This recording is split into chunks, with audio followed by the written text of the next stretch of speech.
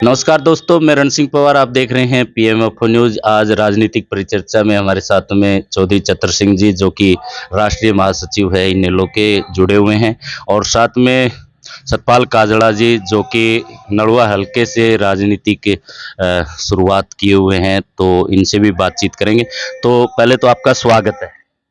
धन्यवाद जी आपका, और आपके जो दर्शक हैं उन सभी का धन्यवाद। तबीयत पानी ठीक है? बिल्कुल। हाँ, बिल्कुल सही, टनाटन है।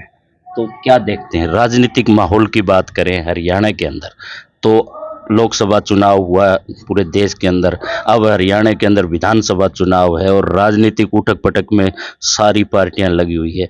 आप इनेलो से जुड़े हुए हैं, तो किस तरह देखो जी, जो लोकसभा का चुनाव है वो ज़्यादातर राष्ट्रीय पार्टियों के बीच होता है, और पोलराइजेशन भी वोटर का इसी तरह होता है कि राष्ट्रीय पार्टी जो लोकसभा के इलेक्शन में मोदी वर्सेस राष्ट्र था, तो एक वर्ग मोदी को हराने वाला था, दूसरा उसको जिताने वाला था। तो इस तरह का पोलराइजेशन हो गया।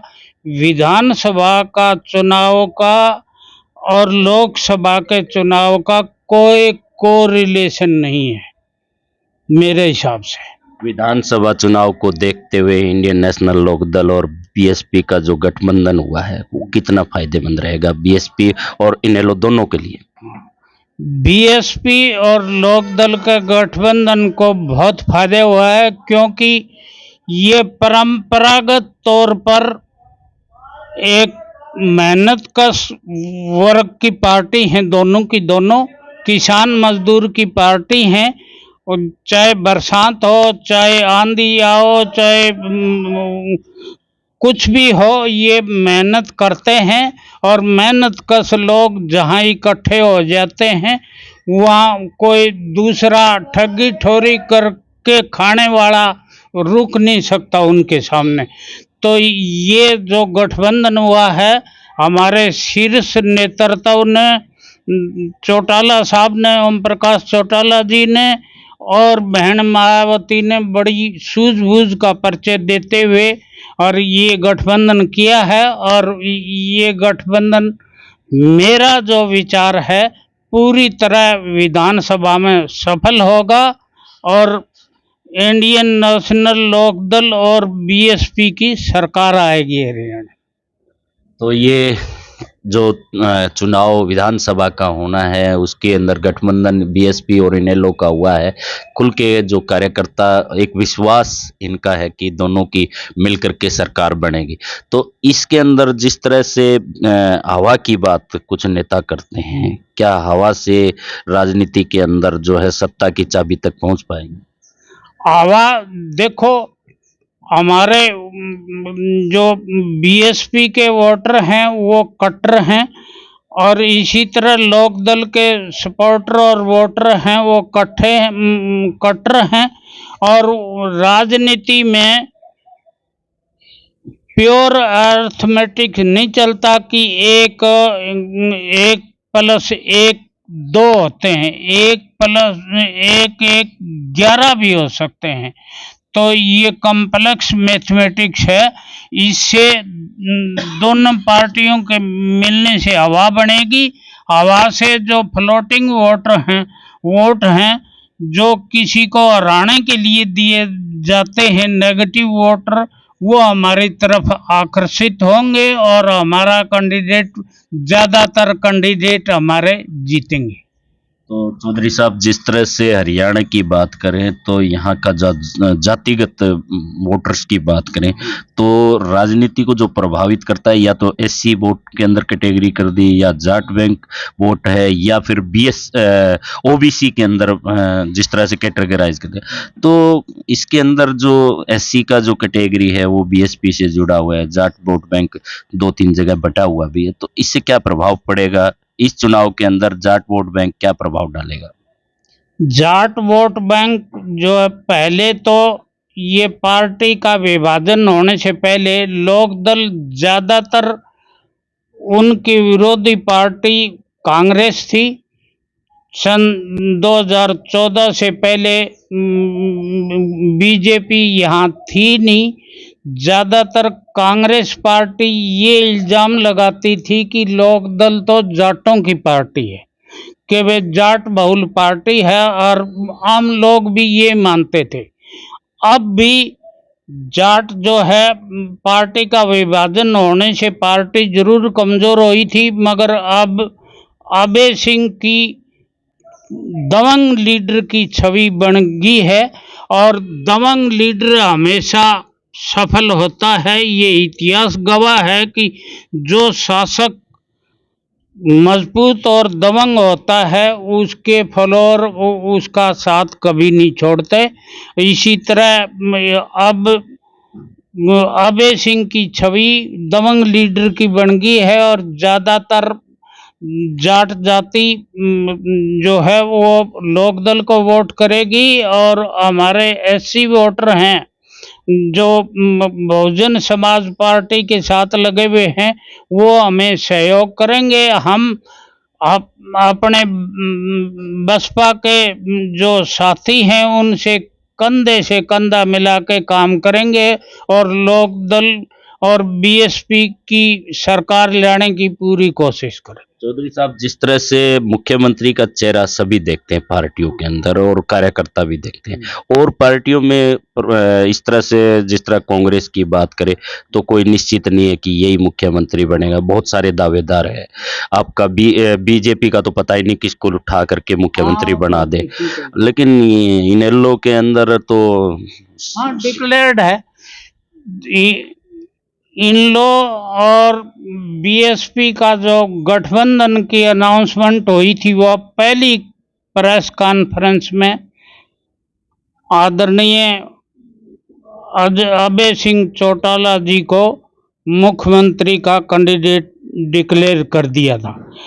कांग्रेस के अंदर कोई वो किंतु परंतु हैं बहुत। क्या पता किसको हाईकमांड जो है वो पहले 2005 में भजनलाल के नेतृत्व में चुनाव लड़ेगा और हुड्डो को बिठा दिया। तो इसी तरह वो कांग्रेस पता नहीं क्या कर दे। इसी तरह जो बीजेपी ने राजस्थान में जो अपना वो जो सिंधिया थी, वो दबंग लीडर मानी जाती थी, उसको ठाके ने अलग कर दिया और एक अननोन आदमी को चीफ मिनिस्टर बना दिया, भजनलाल शर्मा को जी को। तो इसी तरह बीजेपी भी कुछ भी कर सकती है, हरियाणा में कांग्रेस भी कुछ कर सकती है, किसी को चीफ मिनिस्टर बना सकती है, मगर लोकदल बसपा का जो समझौता हुआ तब डिक्लेयर कर दिया कि अब हमारी मेजोरिटी आएगी तो अभय सिंह चीफ मिनिस्टर होंगे। तो हमारा कैंडिडेट तो डिक्लेयर्ड है। बहुत सारी पार्टियां जो जेजेपी की बात करें तो मिशन 2024 दुष्यंत मुख्यमंत्री के तौर पर देखते हैं, तो क्या वो भी मुख्यमंत्री की दौड़ में है? तो क्या मानते हैं? जेजेपी जो है वैसे जेजेपी की पोल खुल गई है। पोल खुल गई, पहले तो ये शहीद होने अपने आप को शहीद दिखाते थे कि हमें तो पार्टी से निकाल दिया, मगर इन्होंने सत्ता के लालच में पार्टी तोड़ दी, और न केवल पार्टी तोड़ दी, और जो हरियाणा का सबसे मजबूत राजनीतिक घराना था, जो देवलाल का घराना था, उसके भी दो टूक कर दिए। अब इनकी पोल पाट गई है। पहले तो ये उसको जमुना पार भेज रहे थे बीजेपी को, उसके पास उनकी गोद में जा बैठे। डिप्टी चीफ मिनिस्टर बनना था तो दुष्यंत अभय सिंह के नीचे भी काम कर सकता था। अब ना तो किसी के काम करे ना कोई और, उनकी लीडरशिप की पोल खुल गई है। उनको कोई वोट, कोई कमिटी जो पदाधिकारी वोट दे सकते हैं, आम लोग वोट नहीं देंगे, मेरा मानना है। बहुत बहुत धन्यवाद। ये हमारे साथ में चौधरी चतर सिंह जी जुड़े हुए थे, और भी जो इनेलो के कर्मठ कार्यकर्ता हैं इनसे भी बातचीत कर लेते हैं। हमारे साथ में सतपाल काजड़ा जी जुड़े हुए हैं, जो कि पिछला चुनाव विधानसभा नड़ुआ से इनेलो के प्रत्याशी के तौर पे लड़ा था। तो काजड़ा साहब, कितना फायदा होने वाला है ये जो बीएसपी और इनेलो का जो गठबंधन हुआ है? सबसे पहले तो मैं आपके चैनल को और आपके दर्शकों को धन्यवाद देना चाहता हूँ। कुमार साहब, आपने कहा कि इनेलो और बसपा का गठबंधन, ये तो आप भी देख रहे हैं, दोनों ये कमेरों की पार्टी है। इनेलो और बसपा आप जहाँ भी देखते हैं, इनके मजबूत संगठन है।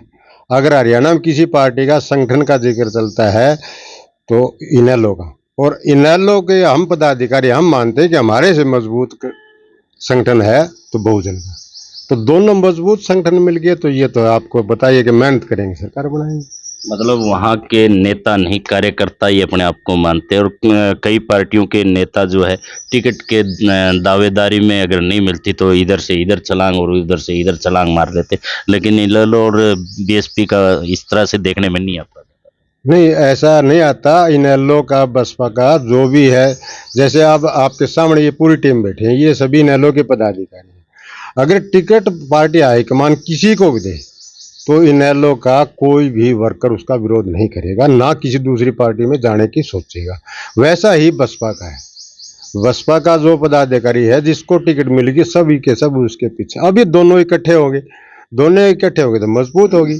पूरे हरियाणा में देख लो आप, दोनों पार्टियों के इकट्ठा होने से एक ये बहुत बढ़िया प्लेटफार्म बन गया कि दो कमेरे वर्ग एक जगह इकट्ठे हो गए तो जरूर हम लोग मेहनत करेंगे, सत्ता में आए। पिछले चुनाव में जो बीजेपी ने जिस तरह से टिकटें बांटी थी, पैराशूट से व्यक्ति आया और उसको टिकट मिल गई, जो मूल कार्यकर्ता था उसमें एक खींच थी, और यही कहीं ना कहीं कारण बना कि जो बीजेपी 5 टिकटों पे ही जो जीत हासिल कर पाई।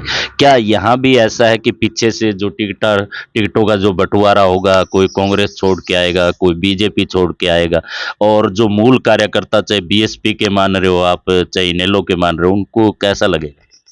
देखो, जो इनेलो का मूल कार्यकर्ता है और बसपा का मूल कार्यकर्ता है, मैंने आपको पहले भी बताया कि कार्यकर्ता जो हाईकमान फैसला लेता है ना, कई बार कैसे है, राजनीति के हालात के मुताबिक, परिस्थितियों के मुताबिक फैसला करना पड़ जाता है।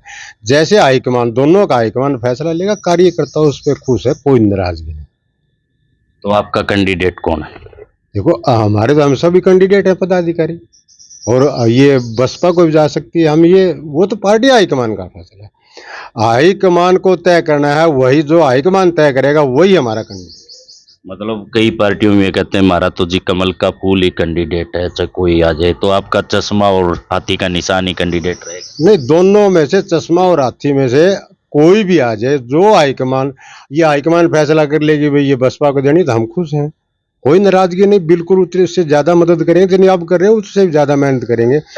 अगर इनेलो के पास आए तो बसपा वाले करेंगे। फिर रही बात कैंडिडेट की, कैंडिडेट हाईकमान ने फैसला कर लिया ना, वो हमें सर्वमान्य है, कोई उस पर किंतु परंतु नहीं है। भाई कोई अपना पुराना कैंडिडेट नाराज हो जाए भी आप उसको दे दी, नहीं, ऐसा कुछ भी नहीं इनेलो में। एक अभिलाषा होती है चुनाव के अंदर प्रक्रिया में भाग लेना, एमएलए बनना, एमपी बनना। आपकी भी अभिलाषा है कि नड़वाल कैसे विधायक बने, तो इसके लिए क्या प्रयास चल रहे? नहीं, मेरी खुद की कोई इच्छा नहीं है भाई मैं एमएलए ही बनूं, उसी के लिए काम करूं। मैं काम करता हूं पार्टी के लिए। मेरा मकसद ये है कि हमारी पार्टी सत्ता में आनी चाहिए। एमएलए जो बनेंगे वही सत्ता में तब तो आएंगे ना। तो जो एमएलए बनेगा वो पार्टी के सभी वर्करों की मेहनत से बनेगा, और इनेलो और बसपा के वर्करों की मेहनत से हमारी पार्टी सत्ता में आएगी, और वो मेहनत करें। टिकट का हमारे कोई किंतु परंतु नहीं, किसी को भी दो, हम उसी के लिए मेहनत करने तैयार हैं। फैसला हाईकमान का होगा।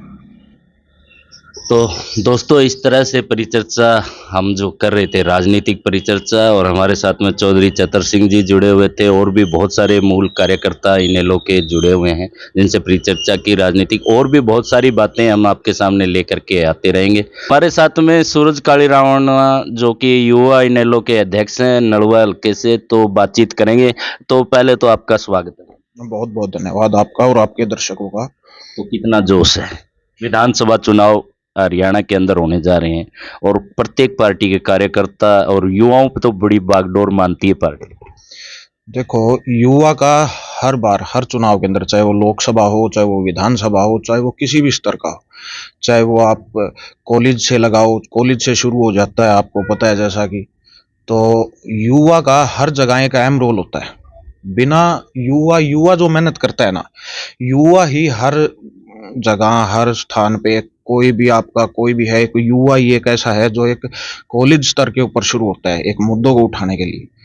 तो युवा जो अच्छा मुद्दे और जो युवा जो काम कर सकता है ना, वो युवा अगर किसी के साथ लग जाए, जैसे कोई भी है, किसी के साथ भी अगर युवा जुड़ जाता है, तो युवा जुड़ जाता है तो उसको पूरा करके छोड़ता है। और वही काम हम अब की बार विधानसभा चुनाव के अंदर करेंगे। तो किस तरह का देखते हैं कि भी चुनाव के अंदर क्या किस तरह की तैयारी युवाओं के द्वारा की जा रही है विधानसभा चुनाव में, और पार्टी की जो रीढ़ की हड्डी मानते हैं, जैसे हमारे साथ में चौधरी चतर सिंह जी जुड़े हुए, इनसे तो अनुभव मिल सकता है, इतनी भागदौड़ तो नहीं होती, लेकिन बता सकते हैं कि किस तरह से पार्टी को आगे लाया जाए। तो किस तरह की एक्टिविटीज अभी आपकी चल रही है?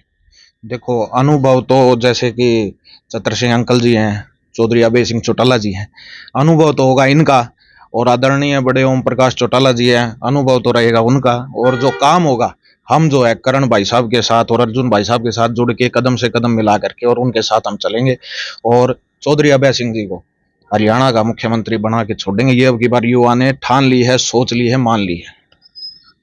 तो ये इतना जोश युवाओं के अंदर दिख रहा है, आने वाले चुनाव को लेकर के बहुत सारे युवाओं से भी आपको रूबरू करवाएंगे कि ये हरियाणा की राजनीति के अंदर जो प्रभावित करता है वो युवा करता है। चाहे वो कॉलेज टाइम से ही राजनीतिक एक्टिविटीज शुरू हो जाती है, कॉलेज के चुनाव होते हैं और वो कॉलेज का जो संगठन बनता है, जो नेता बनते हैं, वो पार्टी के कहीं ना कहीं जुड़ते हैं पार्टियों में, और आने वाले समय के वही नेता जो है देश को, हरियाणा राज्य को चलाने में अपनी भूमिका निभाते हैं। इन्हीं तस्वीरों के साथ बने रहिए पीएम न्यूज से। मैं रण सिंह पवार।